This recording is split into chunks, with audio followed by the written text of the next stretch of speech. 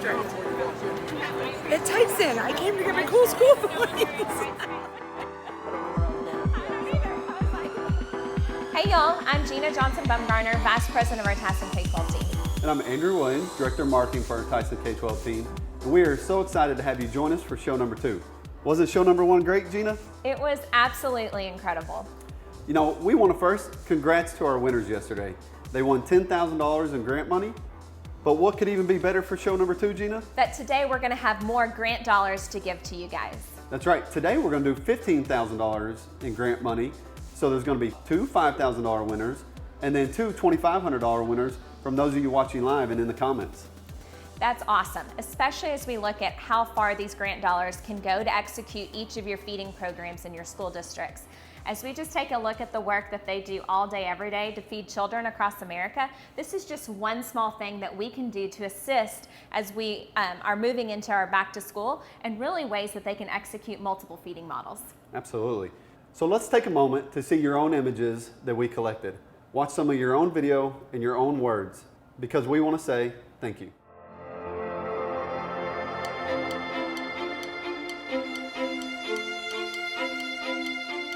And I know a lot of you are feeling worried and overwhelmed, maybe afraid, and sad, maybe sad.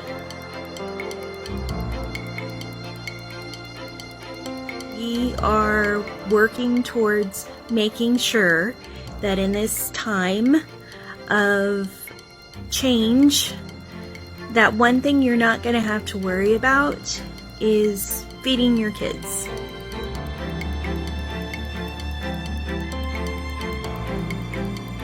I especially want to thank my staff. We are grateful beyond belief, and I am having to turn my staff away. They all want to be involved in continuing to feed kids.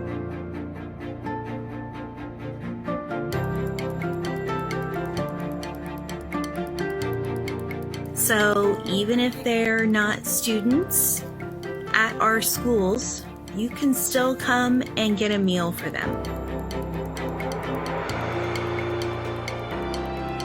But we will all get through this together. All is not lost. Keep your chins up and wash your hands. We'll keep feeding kids, stay well, and we'll get through this.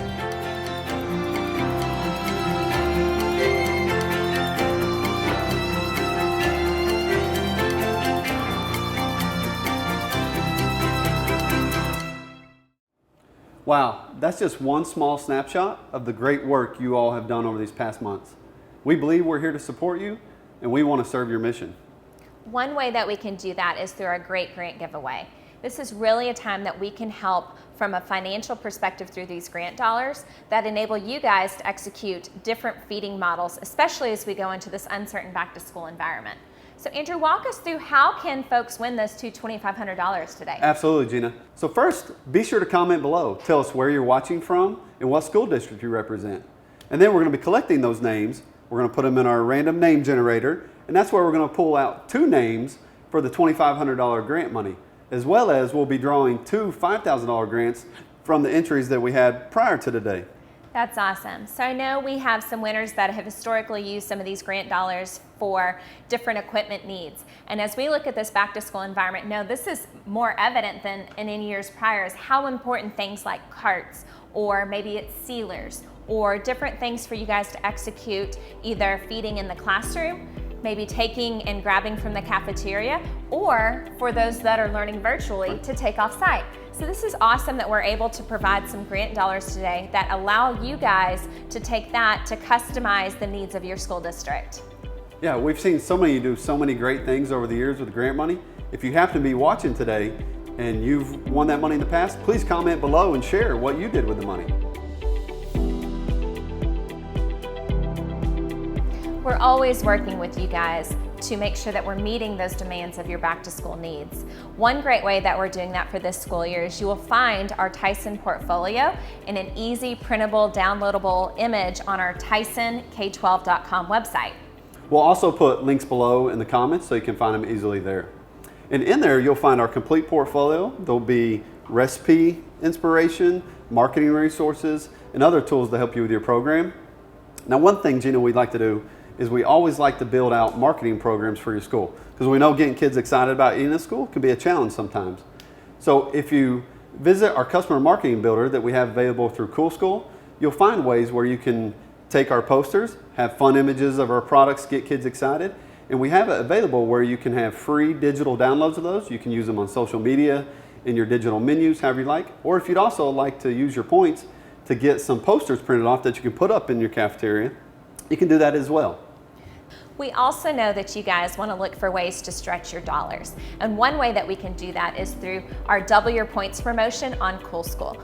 So what you will find is a number of our items in our portfolio are eligible for the Double Your Points promotion that really enable you to build points to buy things like packaging or those awesome marketing materials that you just walked us through. That's right, Gina. So go check it out and you can start earning Double Your Points today. So in our first show, we took a look at how ethnic flavors are trending across menus all across America. And we took some Mexican flavors and showed you how to use those in a variety of ways across the menu and in different applications.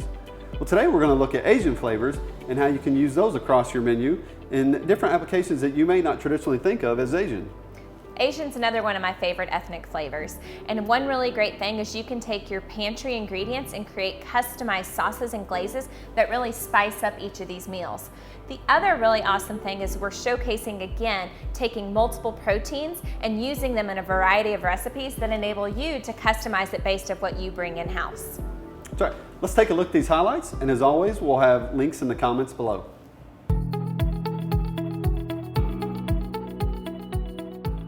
Hey, I'm Chef Gary. And I'm Leslie with Tyson K12. We're going to look today at a couple different ideas on how to take Asian flavors and incorporate it into your menus using all different ingredients that you already have in your pantry. So we have a box with our tortilla chips in there because we're going to build an Asian nacho.